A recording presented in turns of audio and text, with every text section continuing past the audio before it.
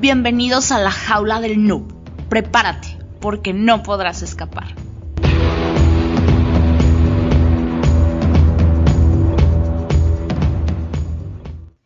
Hola, ¿qué tal? Bienvenidos a la jaula del noob. Esta vez está con nosotros un hacker, compañero y amigo.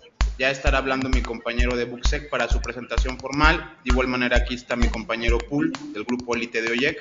De Bug, adelante.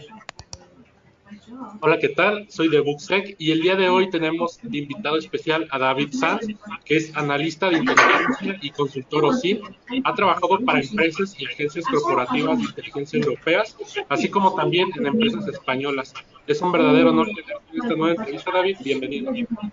Hola a todos, ¿qué tal? ¿Cómo estáis? Bien, David, pues la primera pregunta obligada es, ¿desde qué edad surge esta inquietud por los ordenadores y posteriormente pues la seguridad informática y el hacking? Bueno, yo empecé con 12 años, creo que tuve mi primer ordenador y empecé a trastear con él con 12 años. A partir de ahí empezó todo y de ahí pasé a modificar móviles que aún no tenían vibrador y les ponía vibradores. Pasé a tema consolas, tema televisión y hasta el día de hoy, que hice un cambio drástico en mi vida. De todo esto pasé a analista OSINT y es un giro drástico a todo lo que es la historia informática mía. ¿Cómo fue que empezaste en este mundillo de la ciberinteligencia, de los OSINT?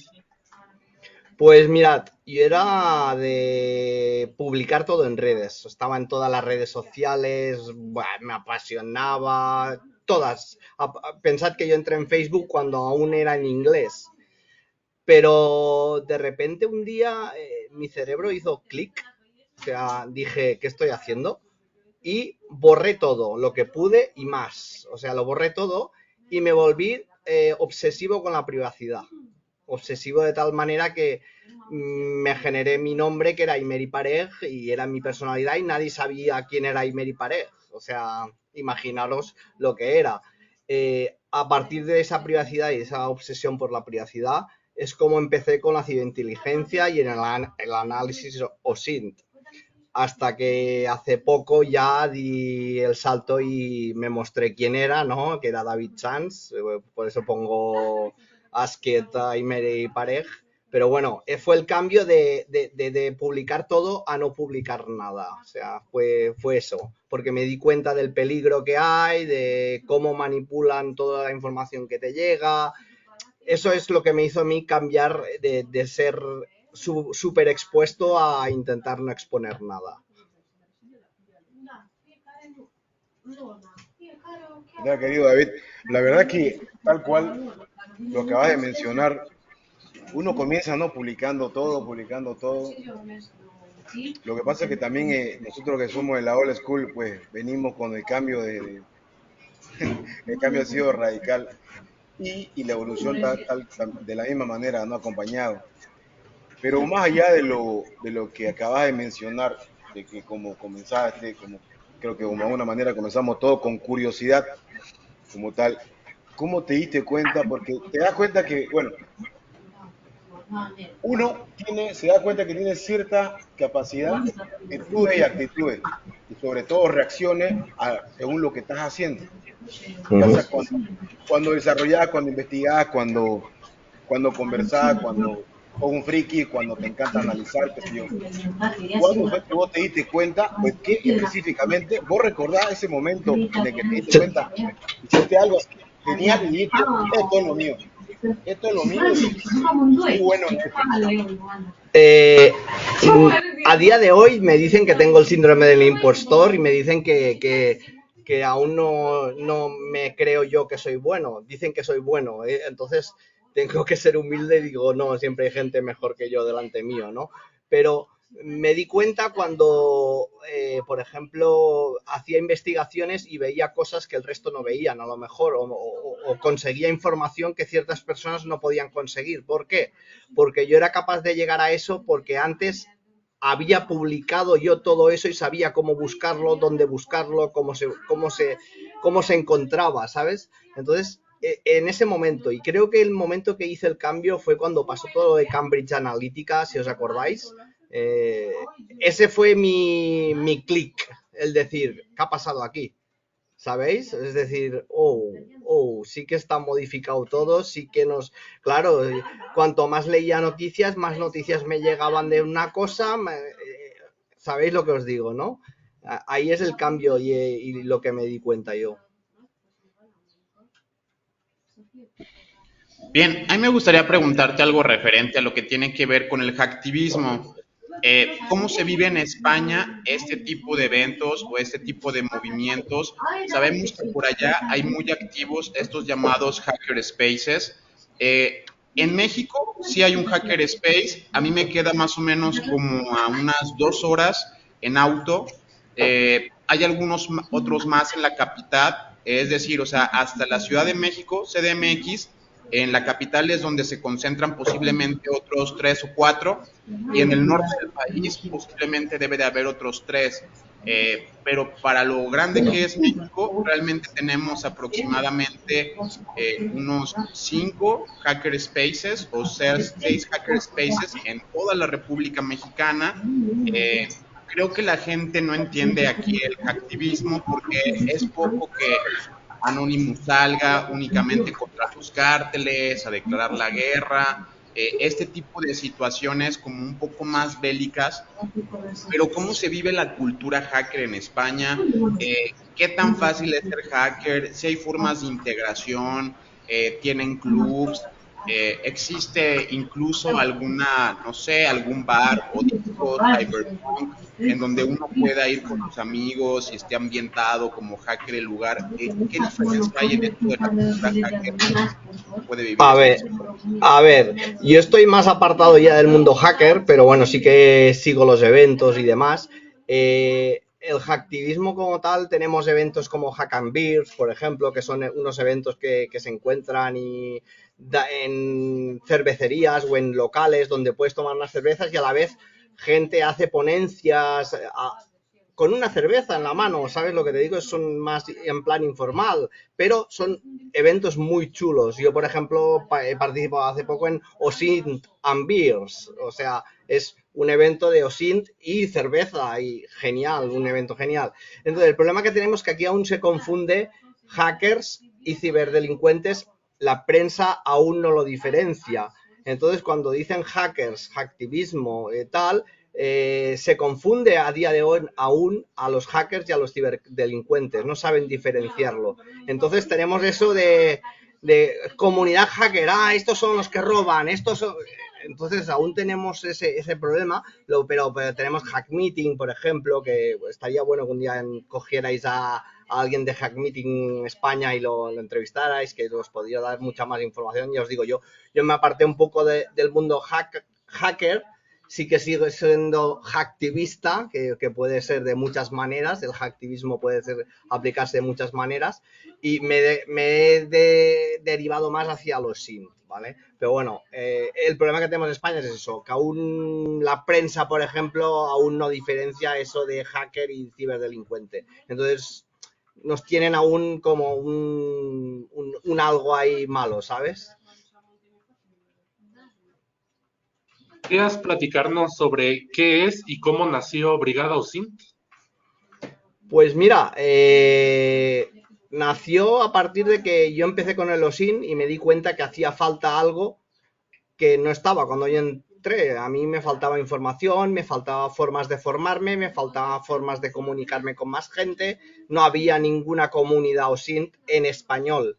Tenía OSINT Francia, teníamos eventos como Trace Labs, teníamos un Bellingcat que hacen análisis impresionantes de OSINT, y pensé, pues voy a crear una comunidad OSINT aquí en España a ver qué pasa, ¿no? Lo creé por a ver qué pasa, ¿no? Y poco a poco, a base de trabajo duro, podcast, redes, moverlo mucho, y sobre todo enfocado solo en Discord. Yo no me he centrado tanto en Telegram, solo en Discord.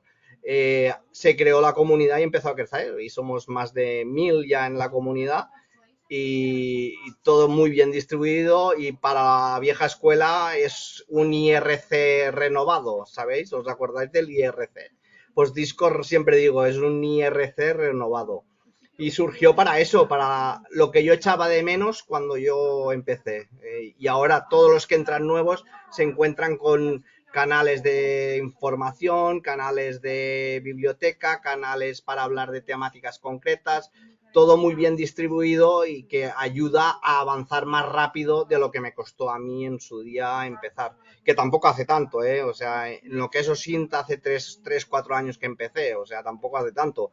Lo que pasa es que pues le he dedicado muchas horas y eso ha hecho que pueda estar donde estoy ahora.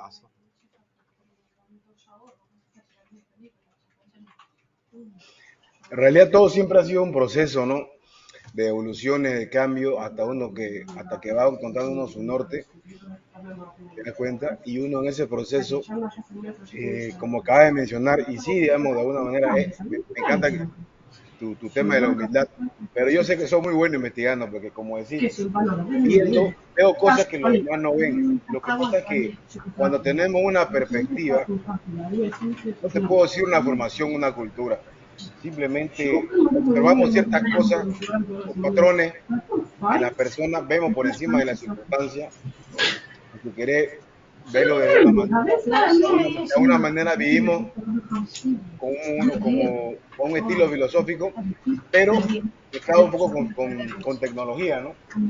Yo recuerdo que el tema de OSINT, que no lo conocía mucho en cierto momento, me pareció un poco, me llamaba a peligro, me llamaba como algo que me puede meter en problemas, ¿no? Pero para la audiencia, ¿será que vos podés explicarnos así en modo fácil la diferencia en lo que es ciberinteligencia, en lo que es OSINT como tal, lo que es y de qué manera nos ayuda? Y es súper importante porque tienen que aprender a diferenciar, porque cuando se habla de investigación, empresas y demás son susceptibles hacia eso, ¿no? De alguna manera no entienden la diferencia y conceptos clave, ¿no? ¿Será que en tus palabras puedes comentarnos y explicarnos un poco tanto así como a la audiencia?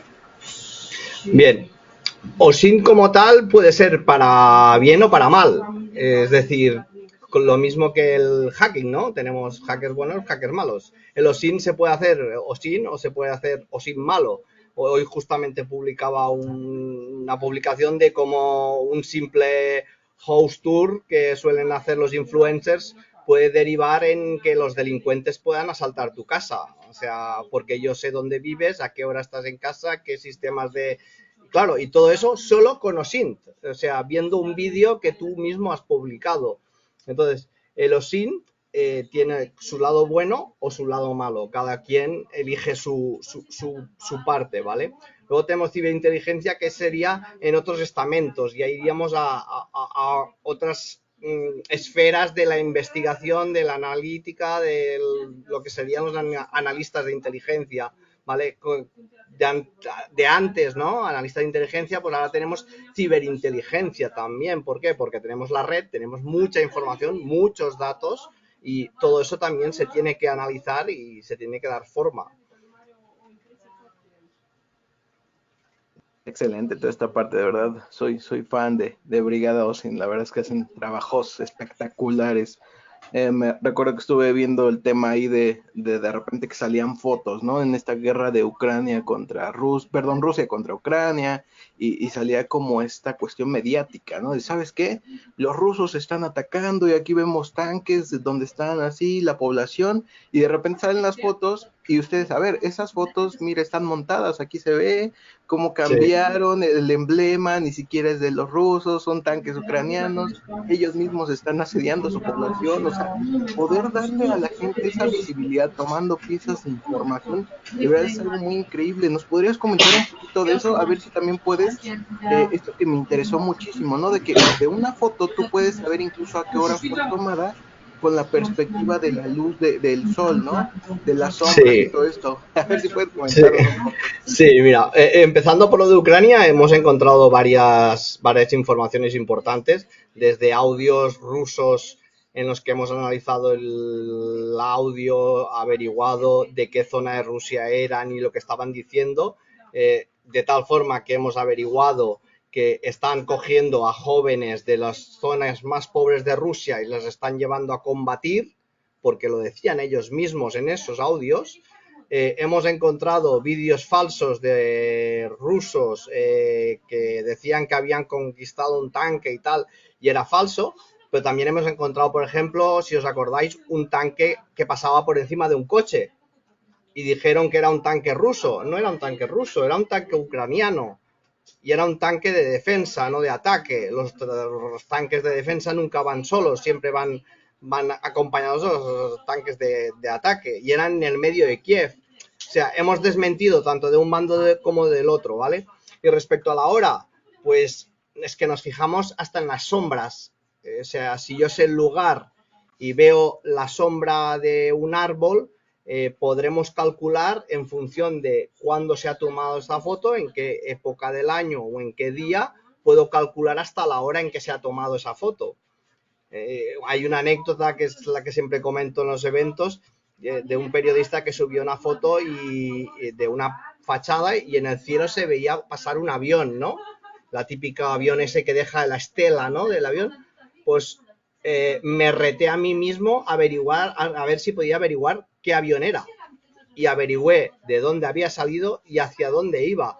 Puerta de embarque y puerta de desembarque. Imaginaros, con una simple foto publicada en una red social, calculé la hora en función de las sombras de la fachada sabía que era de Granada, y así.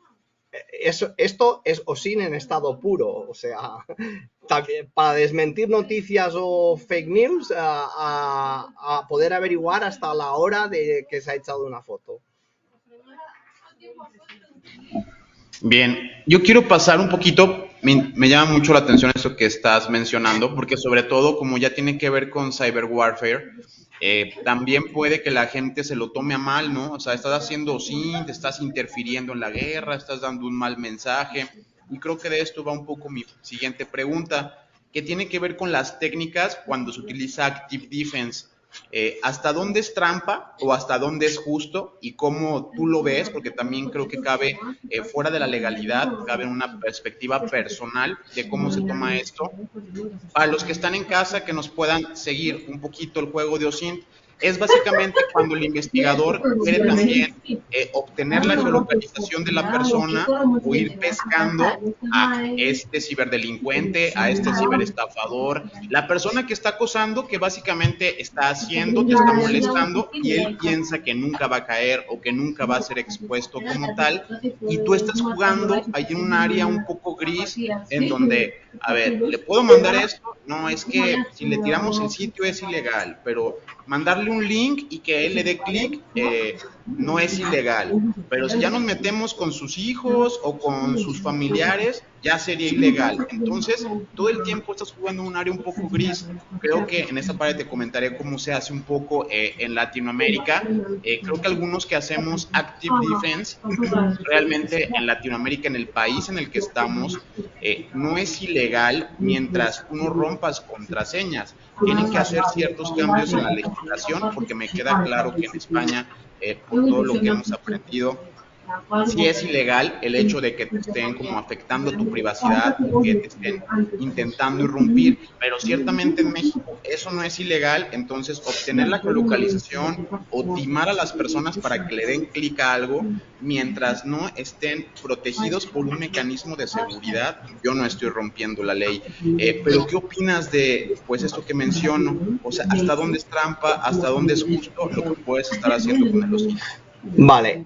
Aquí hay un gran problema, y es que el analista OSINT aún no se ve como profesión. Es decir, ¿quién puede investigar? Policía, detectives y periodistas aquí en España. Pero es que ha llegado el analista OSINT, también es una profesión, y se han dado cuenta ahora. Es decir, en España se les han colado un montón de fake news a muchos periodistas porque no sabían analizar vídeos o no sabían analizar fuentes. ¿Por qué? Porque en la guerra de Ucrania ha habido un gran problema, y es que no había periodistas en el frente. ¿quién mandaba los vídeos? Los propios soldados.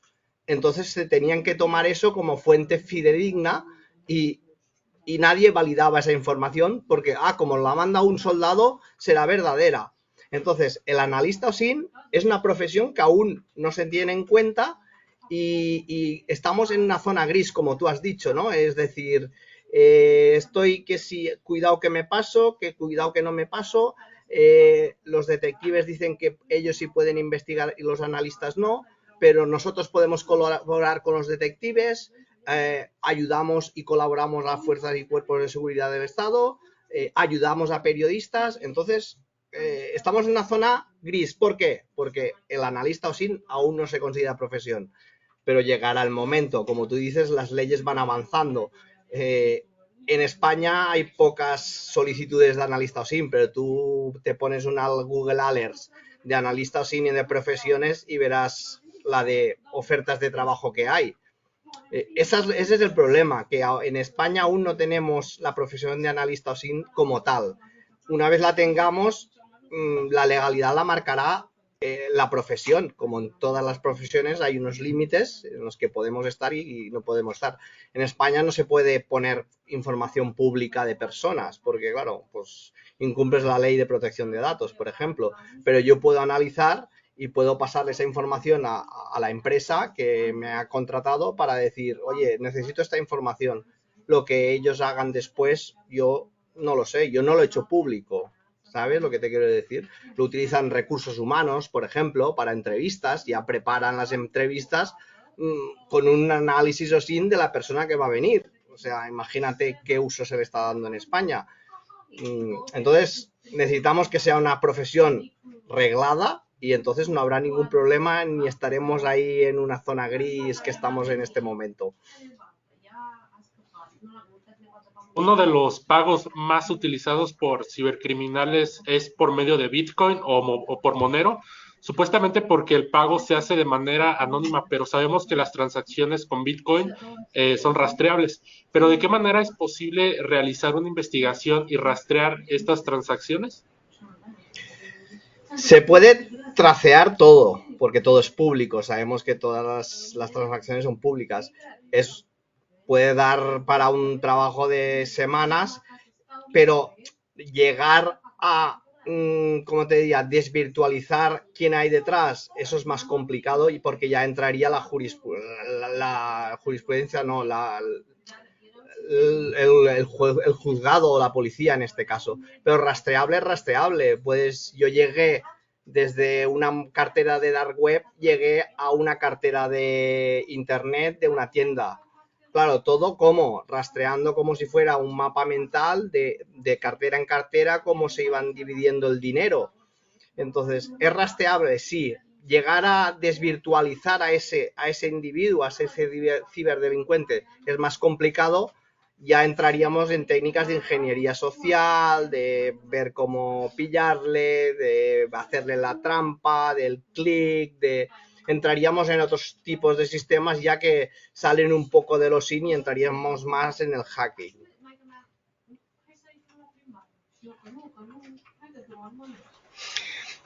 La verdad que sí, no, es que son muchas variables, creo yo. Yo quiero hacer una pregunta, como dice mi padre, capciosa. Cuando vos utilizas técnicas de OSINT, de investigación, o llamémosla como tal, utilizar tu talento cuando vos tenés un terreno objetivo. Yo sé que siempre hay planificación, cada uno tiene su manera, ¿no? Hay selección de fuentes, obtención de datos, procesarlas, analizarlas, sacar tu reporte, sacar llamémoslo, tu síntesis de todo esto. ¿Qué pasa cuando vos estás en medio que no tenga nada que ver con un tema laboral, no tenga nada que ver con un tema personal, simplemente porque tenés entendido que cierta persona de alguna manera, si te das cuenta, esto es un poco incómodo que te voy a preguntar, sentiste libre de decírmelo sin pena. Sí. Uno no puede jugar a Dios porque vos sabés que la información es poder. La información te da poder. ¿no? Y Ujú. a veces te da un grado de poder donde vos podés decir, yo, o sea, vámonos si querés un poco a la ficción que no escapa de la serie que todo el mundo la ha visto, de Mr. Robot, que vos podés joderle la vida a alguien sabiendo sus cosas más deep, como se dice, ¿no?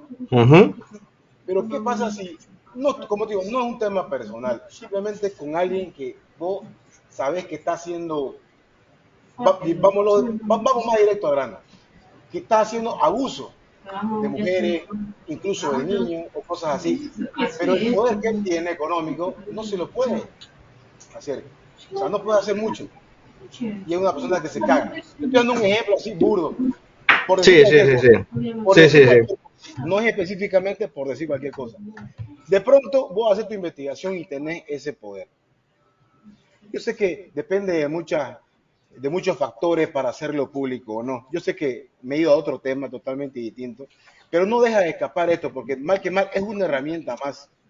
Porque nosotros, ahí donde sabemos lo que es ético, porque trabajamos en ciberseguridad, porque utilizamos ciertas técnicas de hacking, Correcto. que espero que el hacking es un científico como tal, vos sos un científico, todos los que estamos acá y lo que saben más que nosotros, saben que son científicos, porque esta es ciencia, es investigación, es aprendizaje constante. Pero sí, también si tenés la capacidad y encontrar algo, no te digo porque vengan y te encuentren y te busquen y te pidan, pero vos te das cuenta que hay algo que está mal. ¿Qué haces en ese momento de decisión? Yo te pregunto así, muy personal. ¿Te quedas callado? ¿Ves la manera de quién lo puede publicar? Bueno, O sea, te das cuenta. es una pregunta muy buena porque yo estoy haciendo algo que, que, que trata de esto. En España tenemos mucha corrupción, mucha. Y es algo que me ha afectado a mí en mi vida porque yo me arruiné en 2011, a mí nadie me ayudó. Fue muy duro para mi vida, fue muy duro. Y mientras se lo llevaban crudo todos los políticos. Bien, ahora tengo en mi mano el poder.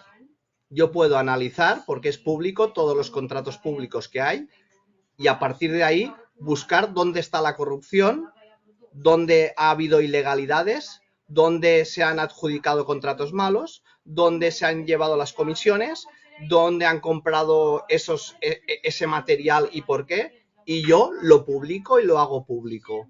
Yo tengo ese poder, pero porque es mi convicción y si tienen que venir, que vengan. Me refiero, ellos son los que han hecho algo ilegal, no yo.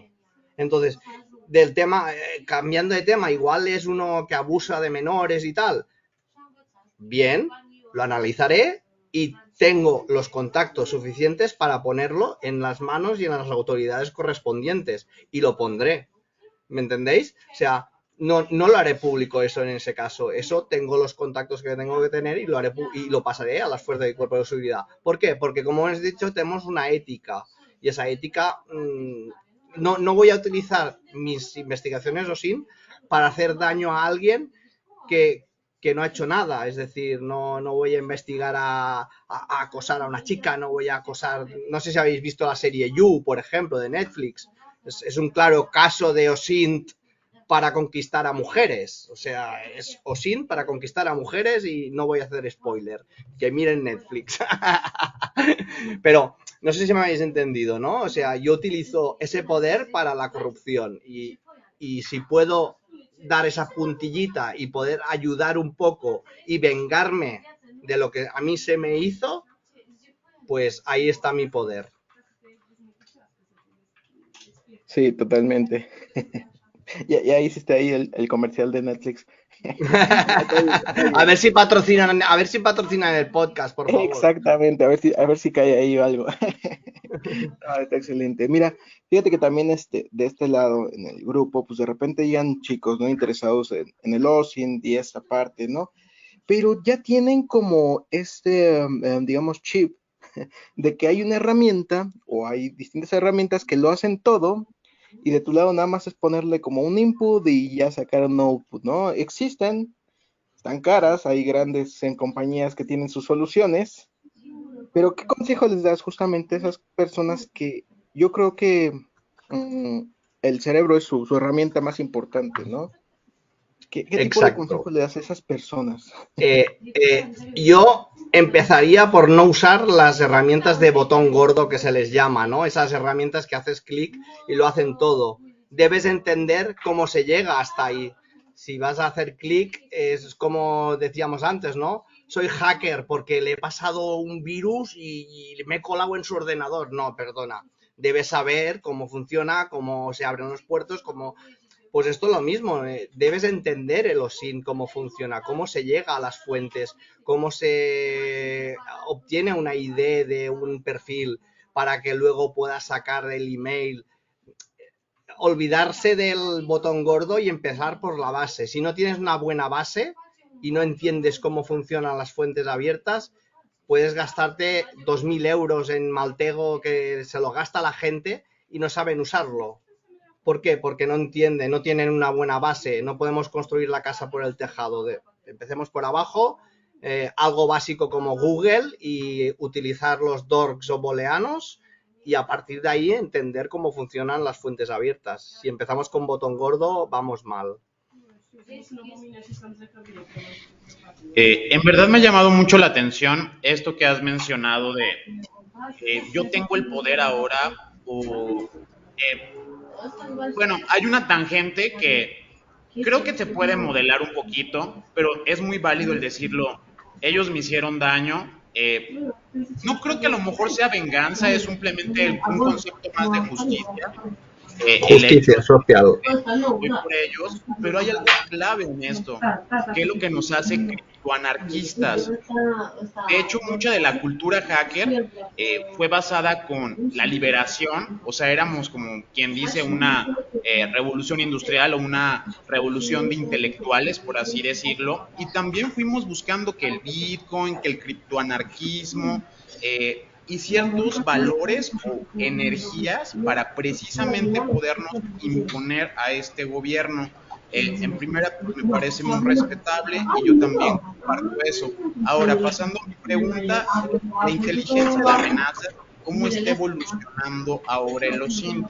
Ya que yo, por ejemplo, voy por ahí diciendo, oye, OSINT, y como menciona mi compañero Rama, dicen, pues bájate unos scripts, es el que sirve para encontrar el Instagram o para encontrar el Facebook o para encontrar las redes sociales. Están como un poco desvirtuando todo el concepto de OSINT, pero yo al contrario, creo que esto va y da más para allá, es una forma para nosotros de decir fight back o responder otra vez a la pelea. Yo lo veo como investigar, o sea, simplemente como dices tú, antes únicamente un gobernante, un periodista, un detective, nosotros que también hacemos ciertas investigaciones contra estafadores, ahora no la hacen, o se la hacen a uno de nuestros clientes, y pues la tienen dura, porque yo puedo investigar dónde vives, puedo investigar con quién te relacionas, en cuanto ya encuentre tu Instagram, tu Facebook y a tus familiares, básicamente, así seas un cibercriminal, la tienes muy, muy complicada.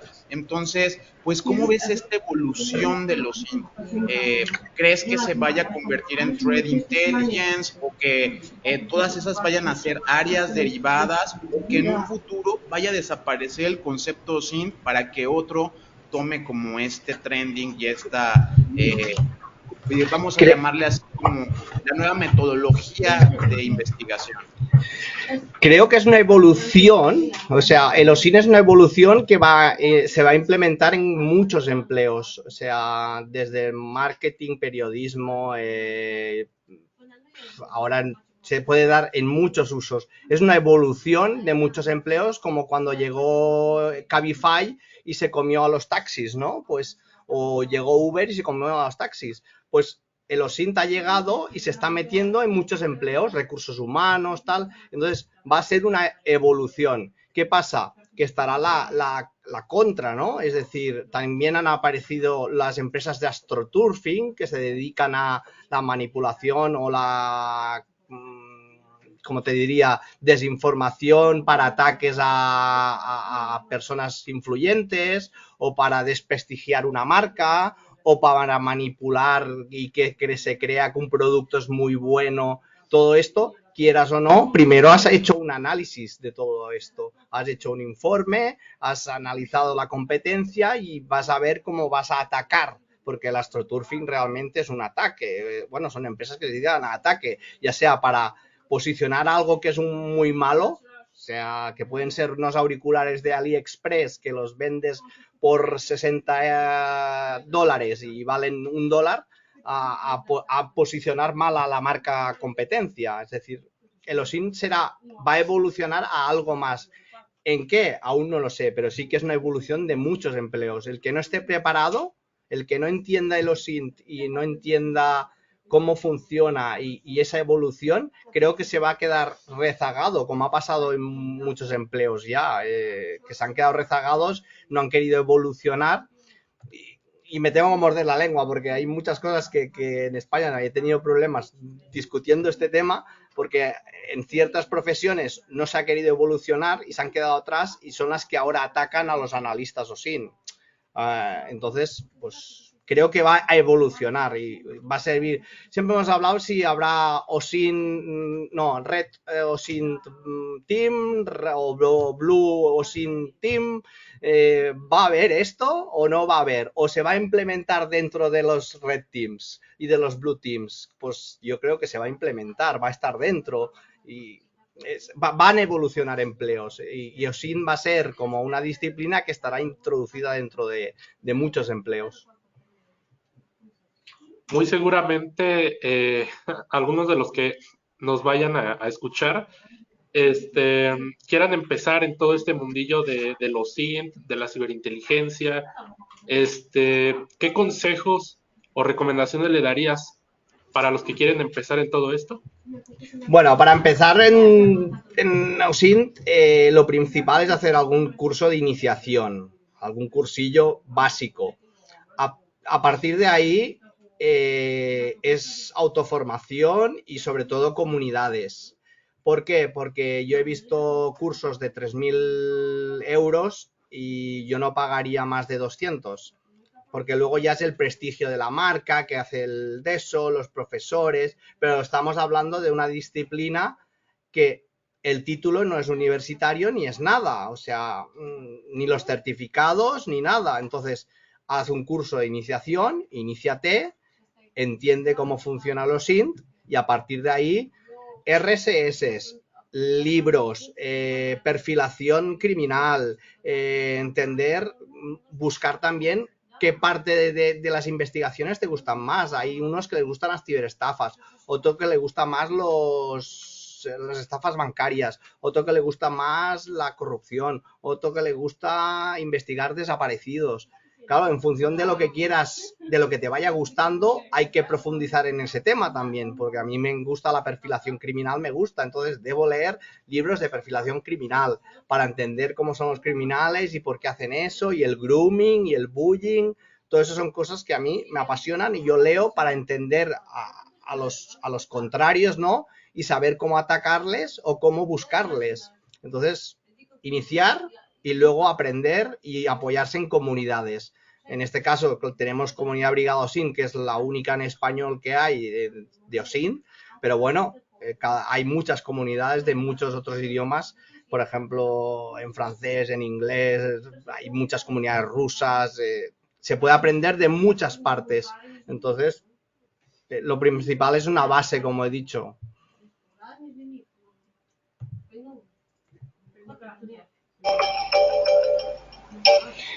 La verdad que es correcto. Ahorita que lo mencionaba, querido, eso de quiero entender que dice cómo piensan las mentes criminales, porque el tema también de la investigación, lo que te comenté anteriormente, de tener el poder y demás, porque la idea de investigación es entender la mente criminal, ¿para qué? Para poder de alguna manera llegar a una síntesis y poder un veredicto, ¿no? La verdad que porque la verdad que pienso, estoy totalmente de acuerdo. Y lo tengo, y como lo mencionó Héctor, no es cuestión de venganza o mucho menos, simplemente que hay cosas que tienen que saberse y ya está, y listo. Que venga lo que venga, tal cual, porque aquí no existen una cosa bien hecha, ¿no? Ahora, por otro lado, quería hacerte una consulta. En el Open es lo que pasó hace mucho, hubo Una mesa redonda interesante con Juan Carlos Galindo, con Seidedo y con Carlos Coronado. No sé si la recordás o si la viste. Tiene un libro, ¿no ves? Que es sobre ciberestafa, algo por ahí. Pero hubo una intervención interesante ahí, estuvo un momento de tensión, justamente no por el tema político, justamente lo que acababa de comentar anteriormente vos, ¿no? Y siempre esas partes, ¿no? Me gustó mucho lo de Galindo, él es súper intenso el hombre, y me encanta. También entiendo la posición del Seidedo, donde él, digamos, prácticamente, él está trabajando con estos temas, y el tema político, o sea, hay que manejarlo con pinzas. Y Coronado era como que el que mediaba, ¿no? Le he visto muchas veces. Yo entiendo cada caso en particular, porque cada uno tiene una posición como tal. Yo creo que todos nos identificamos de alguna manera con algunos de ellos, porque me parece que son muy buenos en lo que hacen. Pero no sé si tuviste oportunidad, o cuál es tu opinión, más allá de todo, sobre el libro que él escribió, no de investigación, pero me parece muy apasionado, que es Carlos Galindo. Pero sí, digamos, este tema ocurre en todas partes del mundo. Siempre hay las dos partes, ¿no? Hay las dos partes y las dos versiones, ¿no? Y Claro. ¿Cómo se puede manejar esto en tu experiencia? Tienes que, primero que nada, tienes que conocer tus sesgos. Todos tenemos sesgos. Entonces, lo principal es conocer tus sesgos y a partir de ahí intentar que esos sesgos no afecten a la hora de investigar. En mi caso, cuando yo investigo casos de corrupción, yo cojo una licitación y la analizo. No digo, aquí seguro que hay. No. Ese sesgo mío de que voy a por ellos no tiene que afectarme. Tengo, si hay, si no hay, no hay. ¿Vale? Pero tenemos que conocer esos sesgos para no posicionarnos, para no decir, es culpable, es culpable, es culpable. O no es culpable, no es culpable, no es culpable. No. Si conoces tus sesgos, te puedes posicionar de una forma más neutra posible, pero como digo, es muy difícil conocer tus propios sesgos y no hacer que afecten a las investigaciones. Exactamente, es que cuando hablas de sesgo, te entiendo su totalidad y eso me parece, la verdad, que súper, es muy valedero y te ayuda mucho, porque, por ejemplo, ¿qué tal si mira este contexto, si de repente te toca trabajar con alguien y no sabes quién es, hacer un poco sin para investigar, porque si te parece sospechoso o sentís que no, porque parte del investigador tiene pues como no te voy a decir sexto sentido, sino un olfato distinto. Tiene un olfato distinto, ya sea por el hecho de la mirada, ya sea, no sé, vos sabés que el lenguaje corporal dice mucho. Sí. ¿No? Ahora, si no tenés contacto visual, hasta yo te puedo hablar energéticamente, vos podés sentir, ¿no? Y algo que no te cuadra, cuando decís esto no me cuadra, hay algo aquí que no. Y no es que quiera investigarlo como tal, dejo que fluya, pero ¿vos te parece ilegal, más allá del marco jurídico, en distintas partes del mundo, Sí. teniendo la capacidad de poder indagar un poco de manera legal? Yo creo que es correcto, porque el día de mañana, lo que acabas de mencionar, las empresas y demás no van a tomar riesgo cuando se tratan de hacer inversiones de alguna manera con personas que desconocen, ¿no? De no saber con quién está tratando, no vienen camuflados. Hoy por hoy en ciertos países de Latinoamérica es muy fácil el tema de la clasificación de identidades. Vos pagás y estás limpio. Claro. Vos pagás y todo, pero siempre hay algo que han hecho mal. Siempre hicieron algo mal.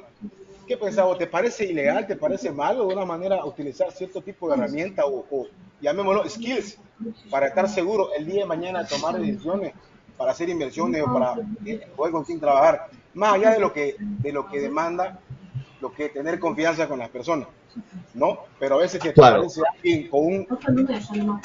Pero vos decís, no me cuadra. ¿Sabes qué pasa cuando ya estás en este mundillo? Llegas a desconfiar de todos. Es decir, cualquier archivo que me mandan lo paso por Virus Total o por un container para desinfectar. Llega un momento que no sabes, de repente te agrega alguien y te dice, oye, vente a un podcast. Y dices, ¿cómo? ¿Quién es? ¿Cómo? A ver, espera, voy a ver quién es. No, pero para que entendáis que, claro, nos movemos y trabajamos en la sombra muchas veces, trabajamos para empresas muy grandes y no sabes nunca a dónde ha ido esa información, quién es el que viene, quién es el que va. Entonces sí, se analiza todo y vas con cuidado con desconfianza, entre comillas, porque bueno, por mucho que quieras, pues al final tienes que confiar o analizar, ¿no? Pero sí, es así, es así. No sé si está correcto, pero creo que dicen, ¿qué? ¿Andas al loro o ir al loro? Ir al loro, sí. Estar al loro, estar al loro. Ok. Hay que estar al loro, sí. Fíjate que esta parte ya que hablamos de especialistas, pues en este como en otros campos de ciberseguridad, pues falta, ¿no? Faltan gente, falta especialistas. Y veo que parte de lo que hacen ustedes también son captures de flags que están bastante interesantes y bastante bien construidos. Cuéntanos un poquito acerca de esto, cómo se construyen, cómo los hacen, quién es la mente creativa detrás de todo eso. Bueno, dentro de la comunidad tenemos un núcleo que es el que gestiona un poco la comunidad, que bueno, empecé yo solo, luego ya creamos ese núcleo, que ya eran tope gama, ¿no? Como por así decirlo, los más alto nivel. Y a partir de ahí empezamos a desarrollar las CTFs, pero primero los tenemos que hacer nosotros, claro, porque claro, no podemos dejar que eso fluya. Primero hay que buscar qué queremos que investiguen hoy o que aprendan, porque esas capturas de flags lo hacemos para que aprendan. Pues hoy queremos que aprendan, yo qué sé, a analizar una imagen, pero el posicionamiento. Hoy queremos que aprendan a medir distancias. Hoy queremos que aprendan análisis de textos. Cada cosa se va preparando para que aprendan. Sobre todo es que aprendan, no es como para subir de nivel y todo eso, no. Cada captura de flag lleva algo detrás que los usuarios que participan o la gente que participa es para que ellos aprendan algo y los tenemos que hacer primero nosotros y puede ser de nivel muy alto o de nivel muy bajo y los de nivel alto los tenemos que hacer porque si no, no tendremos la resolución. Y lo bueno de estos desafíos que hacemos es que ahora se hacen informes, ¿no?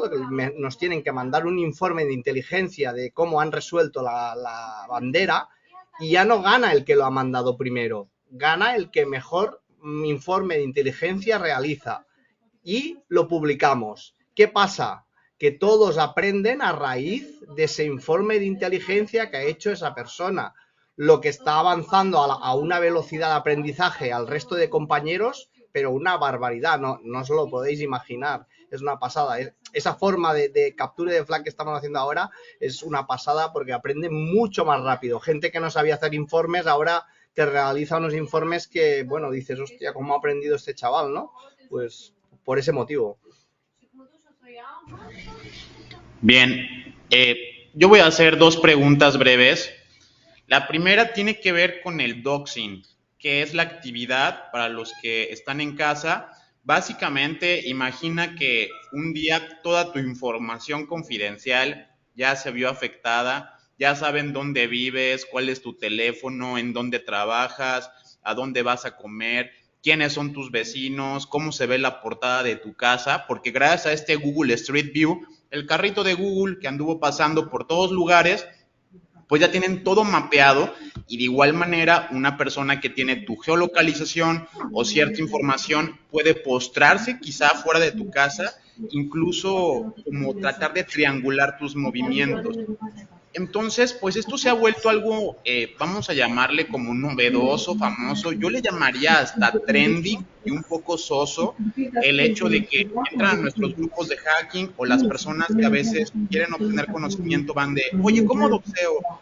¿Tienes un curso de doxeo? Ni siquiera saben qué es una división del OSINT o una técnica que te puede ayudar para los OSINT. O sea, están muy preocupados por exponer a las personas, ver quién es el TikToker, ver quién es la persona de Instagram. Si conocen quizá un influencer o un famoso, esto podría no terminar de una manera tan divertida. Voy a poner un ejemplo, ahí me pasó hace poco y la parte ofensiva es que te pueden mandar cosas que no están pagadas, entonces llegan a tu casa, te dicen, oye, traigo una pizza, traigo un café, traigo algo y es de, oye, yo no he pedido nada, pero ¿cómo no? ¿Usted es Héctor López? Efectivamente soy Héctor López, pero yo no te he marcado, no te he pedido nada, te han jugado una broma, trato de manifestárselos así porque difiero que a lo mejor porque es repartidor de pizzas pueda conocer lo que es el spoofing de llamadas, Claro. lo que es el jugado, pero ciertamente, por lo menos a mí en la parte de doxing, sé que en otros países es más lamentable. Vi un último documental precisamente, no por hacer el spoiler, pero pues vayan a Netflix porque también está muy bueno, precisamente de como historias del internet como muy pesadas, en donde a algunos se le ocurre hacer una doxing, luego le dice, oye, mándale a la policía a su casa, ¿no? Vamos a fingir que tiene alguien secuestrado para que se vea esto como una película de acción y que llegue la SWAT, llegue el helicóptero. Resulta que sale una persona a atender la puerta, no entiende muy bien la orden de un policía y le dispara a morir. Y todo esto, como mencionan, fue por una apuesta de jalo, de que, oye, me mataste, $50, ay no, pues mándale a la policía a su casa. ¿Qué tan complicado es esto para entenderlo para las personas, el hecho de que puedan doxearte o que tu información confidencial salga a la luz? ¿Por qué no debería de pasarte esto o qué riesgos puede llevar? Eso pasa, primero que nada, porque publicamos cosas en redes. Si no somos nosotros, son nuestros familiares. Si vas a buscar a mi abuelo no tiene nada en internet, entonces no le van a poder doxear. Claro, porque ¿cómo lo van a doxear? Entonces, si doxean es que algo hay en internet o alguien que te conoce ha dado esa información. ¿Es peligroso? Muy peligroso. ¿Es imparable? Es imparable. Y está de moda el cancelar. Cancelar es a famosos youtubers o a famosos tiktokers, cancelar. Se pone de moda y se agrupan y cierran una cuenta de Twitter o cierran una cuenta de TikTok y hay que pensar que es el alimento de esa persona y se la cancelan sin motivo y porque se han juntado para hacer esto. Y el doxing es lo mismo o más peligroso, porque yo he visto casos, tuvimos un caso en España de que se veía a un niño de rodillas en un vídeo y dos adultos pegando al niño.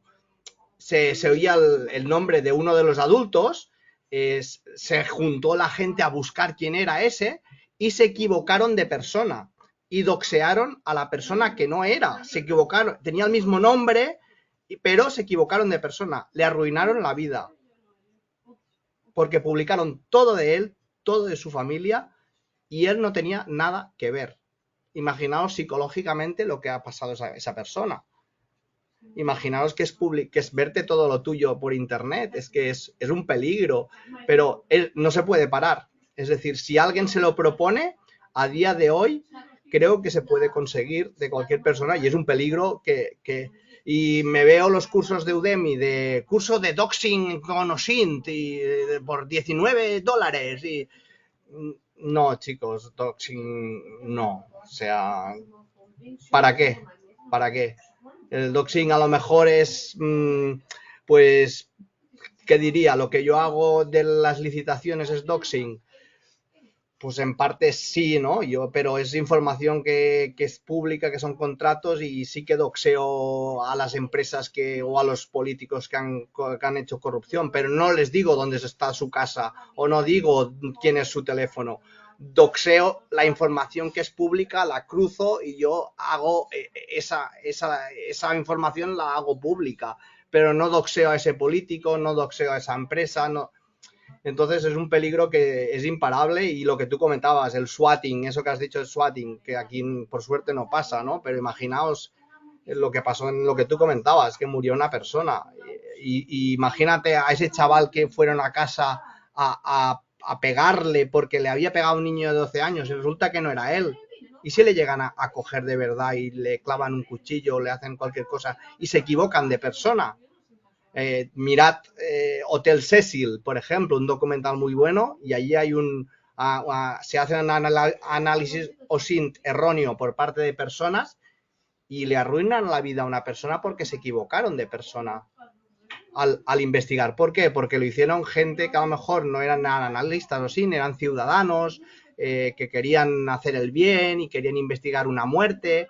Entonces, es un peligro el no saber analizar o el equivocarte o el doxear a quien no toca.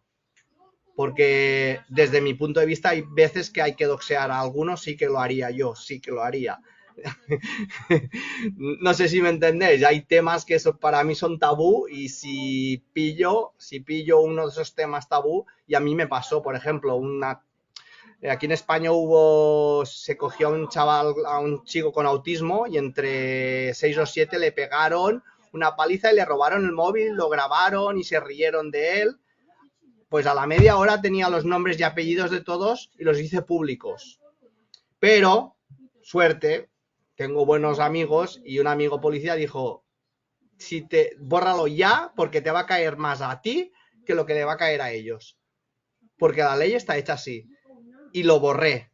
Pero en ese instante, en esa cosa, ese sesgo mío era, pero ¿cómo han podido pegarle a un niño autista y robarle el móvil? Voy a por ellos, voy a todos los que pueda pillar, les voy a poner nombre, apellidos y dónde viven y todo. Pues es un peligro si te equivocas. Totalmente de acuerdo. Y solo para mi última intervención, esta tiene que ver con los leaks. Quiero hablar del caso específico. Yo para ciertas perfilaciones o para ayudar a algunas empresas, también suelo fijarme si han sido comprometidas o no, porque esto les ayuda para tener certeza de qué tanto debo de cambiar, ya no uso esta cuenta, mejor voy a cambiar mi correo electrónico. Y pues muchos utilizan I Have Been Pwned, este sitio donde tú pones el correo y solamente te dice en qué lugares has sido hackeado o qué bases de datos posiblemente está tu información. Y está esta otra más extrema que ya ahora bajó la fuerza pública, llamado WiLeak, que en este sitio, wileak.to, tú entrabas, pagabas una suscripción por Bitcoin y no quedaba ahí. O sea, tú podías buscar las contraseñas que estaban en las bases de datos. Luego incluyeron un comodín para buscar todo un dominio, por ejemplo. Entonces tú podrías poner, por ejemplo, el gobierno de Alicante, el gobierno de Madrid, el gobierno de Barcelona, utilizando una especie de Google hacking sobre ese dominio y te aparecían todas las contraseñas de funcionarios públicos.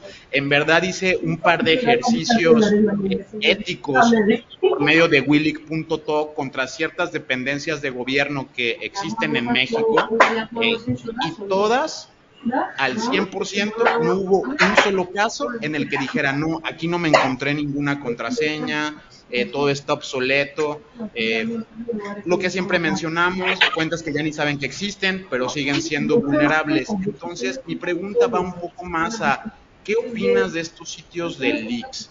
Desde el punto de vista ético, es cuando yo agarro y verifico las filtraciones, pero que como lo menciono, pues a veces van a decir, bueno, pero es que a mí no me importa que tú lo hagas con fines éticos, va a haber 8 millones de personas que no lo van a hacer con fines éticos, entonces pues va para abajo este sitio, lo vamos a cerrar. Pero ¿cuál es tu opinión de esto de los leaks cuando nos ayuda para la ciberseguridad?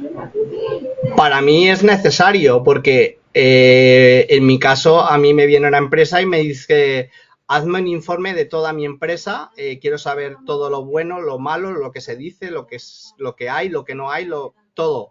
Entonces, que existan estas bases de datos a mí me ayuda a decirle a la empresa, cuidado, ha habido leaks, los habéis modificado, ¿sabíais que teníais estos leaks? Entonces, ¿son necesarios? Yo creo que sí, muy necesarios. Que como todo, la parte ética y no ética. Siempre tenemos dos bandos, fijaros, los buenos y los malos. Cada uno le dará el uso, pero es necesario, claro. Si no existieran, existirían en el mercado negro. Y en el mercado negro se moverían y yo, por ejemplo, yo no accedería al mercado negro a buscar. Yo busco en fuentes abiertas. Yo no me voy a hackear una cuenta de alguien para sacarle, no. Yo, fuentes abiertas, y en base a fuentes abiertas genero un informe de inteligencia que se lo entrego a la empresa. Si no existen esas webs, la empresa no lo sabrá y los malos utilizarán esos leaks para atacar. Entonces, yo creo que hay que tener una base de datos de que ha habido leaks y que la empresa o la gente lo sepa que ha tenido esos leaks. Si no, yo utilizo, por ejemplo, OnePassword para la gestión de contraseñas y es buenísimo porque te dice, estas contraseñas han sido vulneradas, aparecen en tal plataforma, creo que trabajan con Half-Life, creo que trabajan en OnePassword y me parece una herramienta muy buena porque tengo contraseñas vulneradas, venga, vamos a cambiarlas, taca, taca, taca, taca, las cambio todas. Claro, si esto no existiera, yo no lo sabría. Entonces, ¿son necesarias bases de datos? Sí. Que a lo mejor no se tiene que publicar todo, no, las contraseñas no hace falta, vale, pues, pero al menos decir que hay vulneración en ese email o en ese usuario o algo, eso es necesario, sí o sí, por supuesto. Al menos lo veo yo así desde la parte ética. Existen distintas herramientas open source para obtener información sobre correos electrónicos, como Iki, Ghunt, H8Mail. Pero ¿tú qué herramientas recomiendas para esto, ya sea open source o privadas? Para la obtención de información de correos, ¿dices? ¿De correo electrónico? Bueno, como he dicho, vieja escuela, empezamos por Google, luego Bing, luego podemos ir a Yandex. Primero buscamos ahí, a ver qué aparece. Y a partir de ahí podemos ir a herramientas, como tú has dicho, o podemos ir a herramientas de pago. Effect Group, Blampire, Maltego, hay muchísimas herramientas y algunas de ellas dan unos resultados espectaculares que nos imaginaríais, o sea, dirías, ¿cómo puede ser esto? Si esto no lo he encontrado en los buscadores. Pues bueno, detrás de ellos hay unas APIs muy potentes que dan unos resultados espectaculares y sí, pues hay que pagar y otros son open source, son gratis y sin ningún problema. ¿Que dan los mismos resultados? Sí. ¿Que los dan a la misma velocidad? No, por supuesto. Cada uno aquí ya entramos en el tema de presupuesto y que ahora se está monetizando mucho el tema OSINT. Entonces, el que tenga más pasta tendrá una herramienta más potente y más rápida para sacar un mismo resultado que a lo mejor con una herramienta gratis me va a costar un poquito más. Eso, como pasa con todo, supongo. La verdad que así, ¿no? Siempre existen, depende para cuándo lo querés, si lo querés para ayer, hay que pagar. Y más allá de eso, te va a costar más también. Digo, para culminar también mi participación aquí, la verdad que estuvo genial, son un capo, muy bueno, mi hermano. En realidad, la barba, tenés que dar unos tips al cuidado de la barba, siempre hay que dar unos tips. Paciencia, buen humor, ¿no? Ya que siempre lo preguntan. Querido, yo entiendo la diferencia y todos conocemos lo que es el OSINT como tal y el OSD, ¿no? Que no es lo mismo investigar, verlo, que de alguna manera que la extracción es una cosa, ¿no? Pero sin procesarlo como tal y filtrarlo. Ahora en las empresas, lamentablemente, pues, hacen mala práctica, como se dice, ¿no? Hacen mal. ¿Vos qué pensás de esto? ¿Qué se viene con hoy por hoy, digamos? Porque ya hay empresas que hacen este tipo de servicios, pero bajo la normativa, obviamente, ¿no? Ley de protección de los datos que tienen ustedes en España. Pero esa ley como tal, ¿cómo la veo? ¿Funciona así tal cual? ¿Se limita? No funciona y cuidado que van a ir a por mí, pero es que no funciona ni la Agencia de Protección de Datos ni funciona nada, porque hay un problema en España. Es decir, si a ti te han vulnerado los datos, tú lo pones en conocimiento de la Agencia de Protección de Datos. La Agencia de Protección de Datos, ¿qué hace? Denuncia a la empresa y le pone una sanción económica, pero tú no ves nada, no ves dinero. Si tú quieres ver dinero, tienes que ir al juzgado, denunciar en el juzgado y que el juzgado te dé la razón y diga si te tienen que indemnizar o no. pero la Agencia de Protección de Datos ya ha puesto la sanción. ¿Entendéis, no? La diferencia. O sea, hay sanción, pero no hay indemnización. Entonces, ¿para qué sirve la protección de datos? Yo no lo veo. O sea, la agencia se va lucrando de las sanciones, pero los afectados no vemos ni un duro. Entonces, ¿eso para qué me sirve a mí? ¿De que me proteges? Si no me indemnizas, yo me sentiría protegido si ese dinero me indemnizaran esas vulneraciones. Pero si esas vulneraciones no van a servir para nada, yo tendré que ir al juzgado porque se ha vulnerado mi protección de datos, porque me han doxeado, porque tal, y tendré que ir al juzgado a cobrar y pagarme un abogado, un procurador, y que un juez entienda y me dé la razón, ¡buah! Eso no es protección de datos, eso es una agencia para acumular dinero y para acumular dinero, porque yo no veo ni un duro de eso.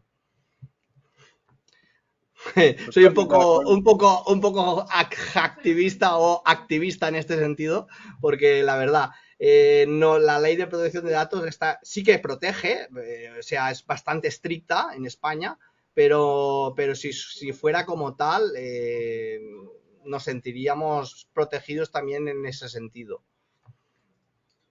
Totalmente de acuerdo, totalmente de acuerdo.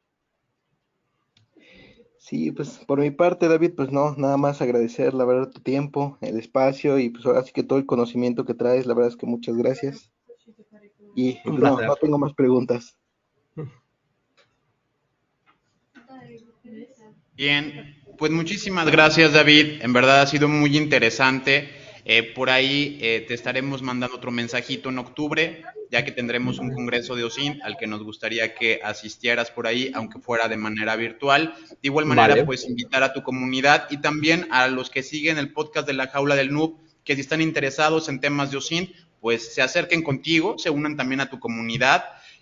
Pueden estar en varias comunidades a la vez. La diversión es tratar de compartir conocimiento y pues sobre todo tratar de que esto sirva para un acto benéfico, no solamente para cuestiones maliciosas, y creo que pues nos has explicado muy bien, ha sido muy interesante tenerte por aquí. Muchas gracias. Un placer, un placer. Esto fue La Jaula del Noob. Gracias por habernos acompañado. No te pierdas el próximo episodio. Recuerda darle like, suscribirte y compartir. Esto fue La Jaula del Noob.